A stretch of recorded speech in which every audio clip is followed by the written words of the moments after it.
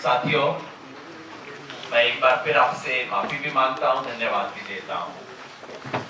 आज की ये प्रेस कॉन्फ्रेंस अपने आप में इसका प्रमाण है कि इस देश की आत्मा आज भी जागी है।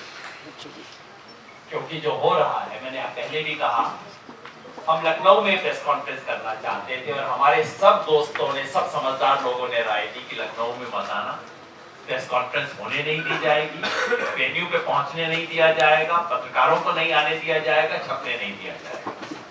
इसलिए हम दिल्ली में कर रहे हैं। लेकिन पूरे राष्ट्रीय मीडिया ने जिस तरह का अटेंशन दिया, इसको मैं बहुत शुक्रगुजार हूँ। माफी मांगता हूँ कि हम उसके लिए इंतजाम नहीं कर सके। लेकिन जैसा कविता जी ने कहा, इस इतिहास के मोड़ पे हम सब सोचे कि हम सबको अपने लिए, देश के लिए क्या कुछ करना है, और उसके लिए हम सबको कुछ तकलीफ भी आज झेलनी पड़ रही है। प्रधानमंत्री ने कल कहा कि आत्मावलोकन की जरूरत है, इंट्रोस्पेक्शन की जरूरत है। जरूर हम सबको इंट्रोस्पेक्ट करना चाहिए, प्रधानमंत्री को भी इंट्रोस्पेक्शन करना चाहिए। प्रधानमंत्री को दो सवाल अपने आप से पूछने चाहिए। पहला, इस देश के नौजवान, इस देश की आने वाली पीढ़ी आपको कुछ बोल रही है, आपको सुन रहा है, वो जोर जोर से बोल रहे हैं, पूरे देश में कुछ बात बोल रहे हैं, क्या आप उनकी बात सुन पा रहे हैं? इस पे प्रधानमंत्री को सोचना चाहिए। दूसरा, आप कहते हो सबका साथ सबका विकास, आपके सबके की परिभाषा में क्या इस देश के सब लोग आते हैं? वो भी आते हैं जिनके कपड़ों का आप मजाक उड़ाते हो, वो भी आते हैं जो तिरंगा झंडा जब उठा लेते हो तब आप उनका मजाक उड़ाते हो। क्या वाकई आप सब भारतीयों को इस देश का नागरिक मानते हो? ये नागरिकता संशोधन पे हुआ आंदोलन इस मांग से हुआ था, जो हर्ष भाई ने कहा, इक्वल सिटीजनशिप, सबको बराबर नागरिकता। लेकिन उत्तर प्रदेश में आज जो हो रहा है, सीएए तो बाद में आएगा, एनआरसी तो बाद में आएगा, बराबर नागरिकता तो खत्म हो चुकी है। दोहरे दर्जे की सेकंड रेट सिटीजनशिप तो बिल्कुल व्यवहार में आ गई है। आप जाके सुनिए, मेरठ में कलम दूंगे, बिल्कुल क्लियर दो ग्रेडेशन ऑफ सिटीजनशिप बन गए हैं। एक वो सिटीजन जो जाके देश में प्रोटेस्ट कर सकते हैं, कुछ मांग सकते हैं, कुछ कह सकते हैं, उन्हें भले ही ना मिले लेकिन उनको बोलने से नहीं रोका जाएगा। और दूसरे वो जो नाम के लिए कागज पे सिटीजन है, जो प्रोटेस्ट नहीं कर सकते, बोल नहीं सकते, जिनके लिए ना पुलिस है ना प्रशासन है, जिनको देश की अपनी सरकार विदेशियों की तरह ट्रीट कर रही है, ये ऑलरेडी शुरू हो चुका है। उत्तर प्रदेश में जो तमाम तरफ से खबर आई है, हमारे साथियों ने उसको इकट्ठा किया है, मीडिया से कई बहुत पावरफुल रिपोर्ट्स आई हैं, मैं धन्यवाद करना चाहता हूं। जहां सब नहीं पहुंच सकते थे वहां भी मीडिया पहुंचा है। रिपोर्ट्स 2-3 ह्यूमन राइट्स रिपोर्ट्स आई हैं।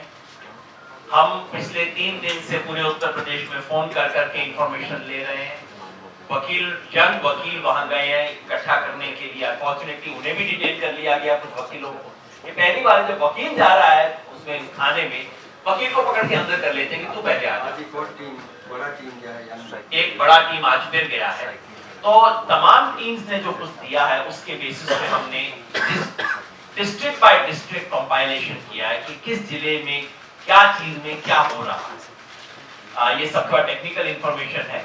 आपको जो प्रेस रिलीज देंगे उसमें हमने हर जिले की मुख्य समरी दी है कि उस जिले के अंदर मुख्य घटनाएं क्या हो रही हैं, कितने अरेस्टेड, कितने डिटेन, क्या कुछ हो रहा है। ये आपको जो प्रेस रिलीज होगी उसमें शामिल होगा।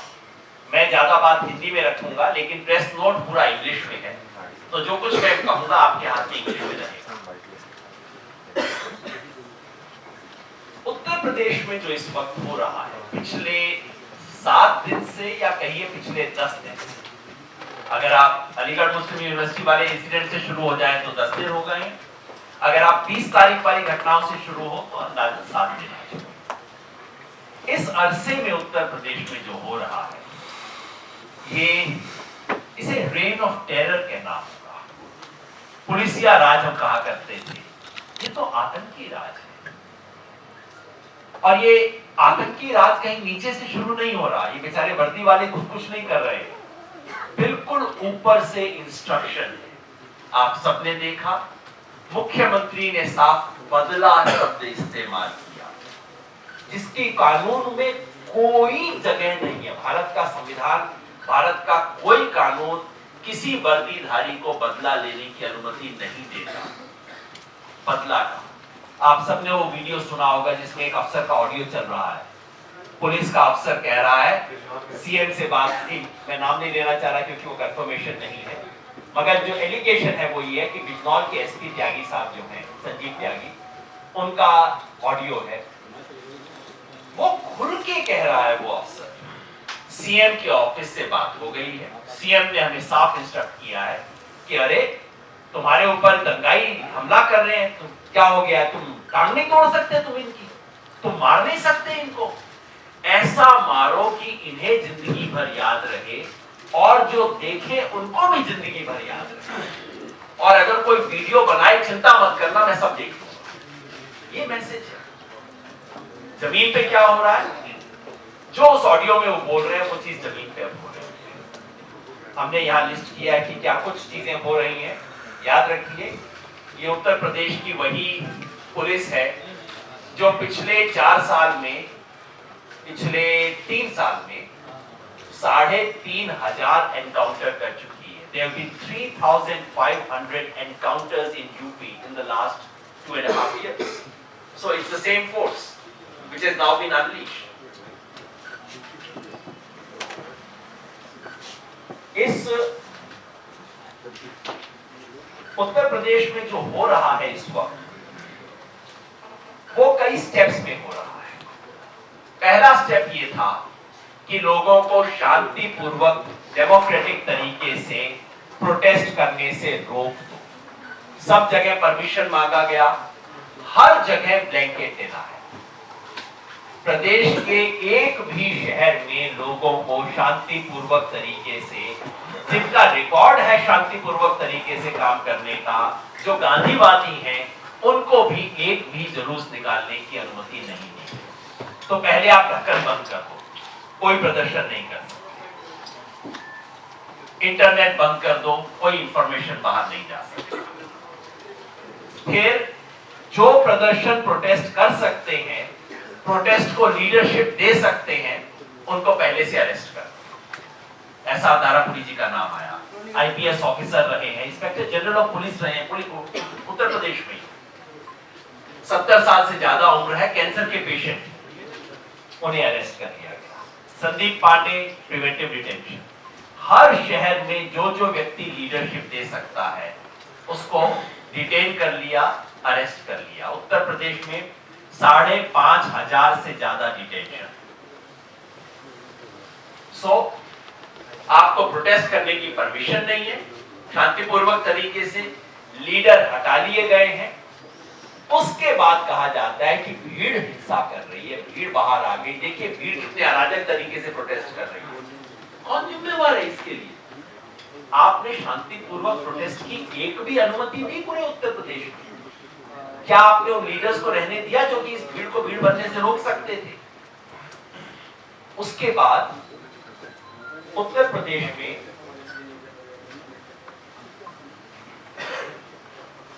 जहां जहां हिंसा हुई, और कई जगह हिंसा हुई है, इसमें कोई संदेह नहीं, जहां हिंसा होती है वहां पुलिस डिस्प्रोपोर्शनेट फोर्स यूज करती है। जैसा हर्ष भाई ने बताया, इसका एक प्रॉपर कोड होता है कि किस तरह की हिंसा होगी और आपको उसका किस तरह से जवाब देना। अगर कोई हिंसा होती है, पुलिस की ड्यूटी है, पुलिस का हक है कि क्राउड को डिस्पर्स करे, और अगर पुलिस की अपनी जान पे खतरा है तो पुलिस अपने आप को प्रोटेक्ट करे, बिल्कुल उनका हक है। लेकिन क्या ऐसा हुआ? जो मेरठ के बारे में कविता जी ने बताया, बाकी इलाकों के बारे में नदीम भाई ने बताया, अब तक एक भी जगह का ऐसा प्रमाण नहीं है जहां पुलिस की जान को खतरा। जो मेरठ में हम देख के आए, वहां पे तो आरोप ये लगाया जा रहा है कि खुद एसपी साहब, जिनको कई हिंदू परिषद के संगठनों में सम्मानित किया गया, बड़े सम्मानित आदमी हैं, वो खुद अपनी रिवॉल्वर लेके वहां क्राउड के सामने आए और उसके ऊपर चलाना शुरू किया। कोई जो होना चाहिए मिनिमम चीज की, आप उससे पहले बहुत हैवी लाठीचार्ज करते हैं, टीयर गैस शेल यूज करते हैं, फिर हवा में फायर करते हैं, लोगों को अनाउंस करते हैं हवा में फायर करके कि फायरिंग होने वाली है। इसी का कोई प्रमाण नहीं है, सीधा लोगों की छाती पे गोली मारी जा रही है। ये हुआ। जो लोग इंजर्ड हैं उनके बारे में हर अस्पताल को इंस्ट्रक्शन थी, कोई हॉस्पिटल किसी इंजर्ड को, बुलेट की इंजरी वाले किसी भी पेशेंट को कोई अस्पताल ट्रीट नहीं करेगा। हमने चेक किया प्राइवेट हॉस्पिटल से, क्लियर इंस्ट्रक्शन थी कि अगर किया तो तुम भुगतो। बुलेट इंजरी के पेशेंट्स आ रहे थे, हॉस्पिटल कह रहे थे हम हाथ नहीं लगाएंगे, सिर्फ सरकारी हॉस्पिटल का। सरकारी हॉस्पिटल में जाएं तो पेशेंट्स के रिलेटिव्स को अलग कर दिया गया। पोस्टमार्टम कई घंटों बाद, अगले दिन सुबह पोस्टमार्टम, 18 घंटे तक लोगों को अपने डेड बॉडी देखने की परमिशन नहीं। उसके बाद पुलिस कहती है कि चलो यहीं से कहीं और लेके जाओ, घर मत लेके जाओ डेड बॉडी। पुलिस डिसाइड कर रही थी किसको कहां बेरी किया जाएगा। आपने बताया मां, पत्नी चेहरा नहीं देख सकी डेड व्यक्ति का, कहा गया कहीं और पे दफनाया जाए। रात को 12 बजे दफना दिया पुलिस ने। ये सब चीजें हो रही हैं इस वक्त। अरेस्ट के बारे में उत्तर प्रदेश में 925 अरेस्ट हो चुके हैं, लेकिन एक विचित्र चीज हो रही है, हर रोज दबिश हो रही है। रात को मोहल्ले के अंदर लोग रात को जागते हैं कि कब पुलिस आई, कब पुलिस आई, किसका नंबर आया, जिसके घर में आई उसके घर में आई, क्योंकि ऐसी एफआईआर लॉन्च की गई है जिस एफआईआर में हजारों नाम। मैं आपको एक, ये बनारस की एफआईआर है, बनारस के 57 लोगों के खिलाफ है और इन पे मुकदमे लगाए गए हैं। ये है section 147 writing, 148 writing with deadly weapons, और एफआईआर किसी वेपन का जिक्र भी नहीं करती है, सिर्फ एफआईआर कहती है कि ये लोग इकट्ठे हो गए, ये लोग उग्र होकर, ये एफआईआर के शब्द हैं, उनके द्वारा उग्र होकर पुलिस बल के ऊपर टूट पड़े। उनके पास कोई हथियार नहीं है, कोई पत्थर नहीं है, कहीं कोई एलिगेशन नहीं है एफआईआर में। धक्का मुक्की करने लगे और आने वाले लोगों को दौड़ाने लगे। पुलिस खड़ी है डंडे लेके और ये लोग निहत्थे थे, लोगों को दौड़ा रहे हैं। आवागमन अवरुद्ध कर दिया गया। दुकानों में, घरों में रहने वाले लोग जान बचाकर भागने लगे। किससे? जिनके हाथ में कुछ नहीं है, कहीं एलिगेशन नहीं है, और इनके खिलाफ राइटिंग विद वेपन्स का एक लगा के ये सब लोग इस टाइम जेल में हैं। 57 लोग इस टाइम जेल में, इनको बेल में है। पोस्टर्स के बारे में नदीम भाई ने बताया। कस्टडी में टॉर्चर हुआ है, आपने पढ़ी होगी हफिंगटन पोस्ट की वो रिपोर्ट, जो बच्चों के साथ टॉर्चर हुआ है। दिल दहला देने वाली रिपोर्ट है, बच्चों के साथ किस किस्म का टॉर्चर हुआ है। घरों पे हमला हो रहा है, जो नदीम ने बताया। लूटपाट, पुलिस आके लूटपाट कर रही है घरों में। दुकानों को सील बंद किया जा रहा है बिना ये बताए कि आपकी दुकान क्यों सील बंद की गई। आप नोटिस दिया जा रहा है कि सरकारी संपत्ति टूटी है, आप इसकी भरपाई करेंगे। क्यों? मैं क्यों करूंगा, मेरा क्या हाथ है इसको साबित करने के लिए? कुछ नहीं। ये तमाम चीजें इस वक्त उत्तर प्रदेश में हो रही हैं। इसको हमने पूरा लिस्ट किया है यहाँ पे। तो मैं 2-4 मांग सिर्फ रखना चाहता हूं अंत में, अगर इस पे कुछ भी हमें करना है। नंबर 1, इस स्टेट स्पॉन्सर्ड अटैक को तत्काल रोका जाए। जो बेगुनाह है उनको एकदम रिलीज किया जाए और ये हजारों लोगों के नाम वाली एनोनिमस एफआईआर्स वापस हो जाए। नंबर 2, एक क्रेडिबल और इंडिपेंडेंट इंक्वायरी। आज उत्तर प्रदेश के संदर्भ में उत्तर प्रदेश सरकार से तो उम्मीद की नहीं जा सकती, इसलिए सुप्रीम कोर्ट के द्वारा मॉनिटर्ड एसआईटी हो, जो कि इंडिपेंडेंट और क्रेडिबल इंक्वायरी करके पूरे फैक्ट्स बताए, वायलेंस की फैक्ट्स भी बताए, जो पुलिस ने बताया, पुलिस ने किया वो भी बताया पूरे सत्य के सामने। तीसरा, national human rights commission, national minorities commission, इनको तो स्व मोटो इस केस को लेना चाहिए, खुद इसके बारे में देश को करना चाहिए आगाह। हैरान है हम कि अब तक उन्होंने इसके बारे में कुछ नहीं किया। चौथा, जो पुलिस ऑफिसर जिनके नाम, जिनके काम, जिनकी बातें वीडियो में स्पष्ट रूप से आ रही हैं, प्राइमा फेसी एविडेंस है कि उन्होंने बिल्कुल कानून विरुद्ध काम किया है, इनको सस्पेंड किया जाना चाहिए। इंक्वायरी के बाद इन पे कार्रवाई होनी चाहिए। जो डेड और इंजर्ड हैं उनको कोई कॉम्पेंसेशन होना चाहिए। एक भी व्यक्ति किसी भी फैमिली के पास अभी तक सरकार की तरफ से आया नहीं है पूछने के लिए कि तुम किस हालात में हो, कैसे जी रहे हो। कॉम्पेंसेशन होता है ऐसे में। जो लोगों की असेंबली और प्रोटेस्ट करने का अधिकार है रिस्टोर किया जाना चाहिए।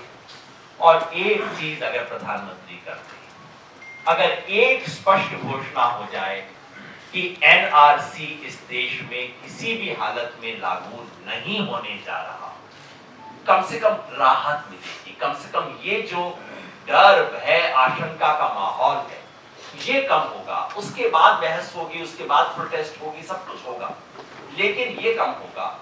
आप सबके माध्यम से ये कुछ बात हम रखना चाह रहे थे। इसकी जो प्रेस रिपोर्ट की कॉपियां हैं, ये हमारा नोट है, इसकी कॉपीज आपके सामने है। हमारी बात खत्म होने के बाद स्वरा भास्कर जो आ चुकी हैं और जीशान वो आपसे बात करेंगे। आप प्रश्न पूछ सकते हैं। एक बात सिर्फ हर्ष भाई कहना चाह रहे हैं, आप रिपोर्ट दीजिए। एक 2 मिनट और बोलना चाह रहा था। एमयू का भी रिपोर्ट यहाँ है और एमयू के संबंध में क्या हुआ था ये रिपोर्ट यहाँ भी है, बाहर भी आप ले सकते हैं।